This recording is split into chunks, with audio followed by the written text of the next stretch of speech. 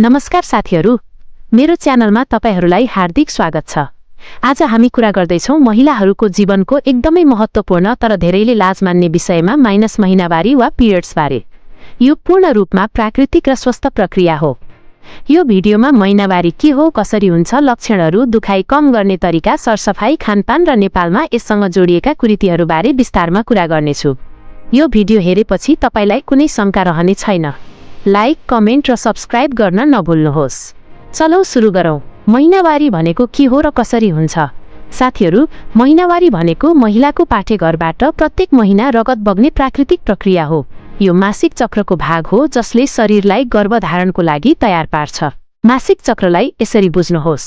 दिन 1 देखि 5 रक्तस्राव हुन्छ, अर्थात् महिनावारी। दिन 6 देखि 14 पाठेघरको भित्तो बाक्लो हुँदै जान्छ र अण्डाशयबाट अण्डा परिपक्व हुन्छ। लगभग दिन 14 मा ओभ्युलेसन हुन्छ, अर्थात् अण्डा निस्कन्छ।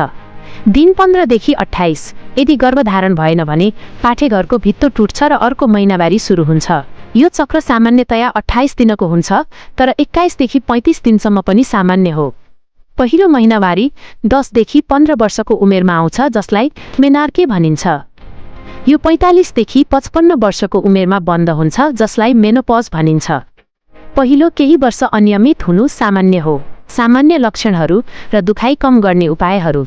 महिनावारीमा यी लक्षणहरू आउन सक्छन्: पेट र ढाड दुख्ने, आर्म क्र्याम्प्स, टाउको दुख्ने र थकान महसुस हुने, मुड बारम्बार बदलिने, स्तन दुख्ने वा भारी महसुस हुने।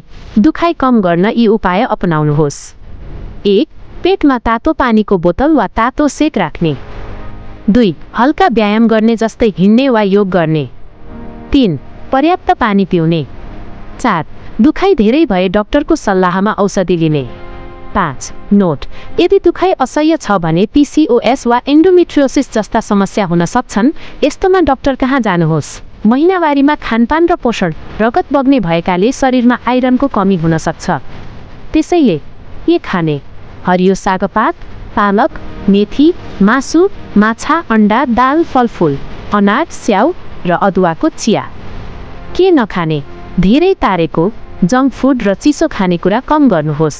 सरसफाइ र प्रयोग गर्ने सामग्रीहरू। सरसफाइ नगरे संक्रमण हुन सक्छ। प्रयोगका लागि स्यानिटरी प्याड, सजिलो र सस्तो। ट्याम्पुन, भित्र राख्ने, स्विमिङ गर्दा उपयोगी। मेन्स्ट्रुअल कप, लामो समय चल्ने र पर्यावरण मैत्री। महत्त्वपूर्ण: प्रयोग गरेको सामग्री हरेक 4 देखि 6 घण्टामा बदल्नुहोस्। योनिलाई साबुनले होइन, केवल सफा पानीले धुनुहोस्। नेपालमा महिनावारीसँग जोडिएका कुरीतिहरू। नेपालमा अझै पनि महिनावारीलाई अशुद्ध मान्ने चलन छ। पश्चिम नेपालमा छाउपडी प्रथा अझै पनि चुनौतीको रूपमा छ। सन् 2017 मा नेपाल सरकारले यसलाई कानुनले प्रतिबन्ध लगायो, तर पूजा गर्न नहुने वा भान्सामा नपस्ने जस्ता विभेद अझै छ। यो सबै गलत हो। महिनावारी प्राकृतिक हो, अशुद्ध होइन। महिनावारी लाजको विषय होइन, यो त महिलाको शक्तिको सङ्केत हो। आमा, साथी वा दाजुभाइसँग खुलेर कुरा गर्नुहोस्। तपाईलाई यो भिडियो कस्तो लाग्यो? कमेन्टमा लेख्नुहोस् र यो जानकारी धेरैलाई पुर्याउन भिडियो शेयर गर्नुहोस्।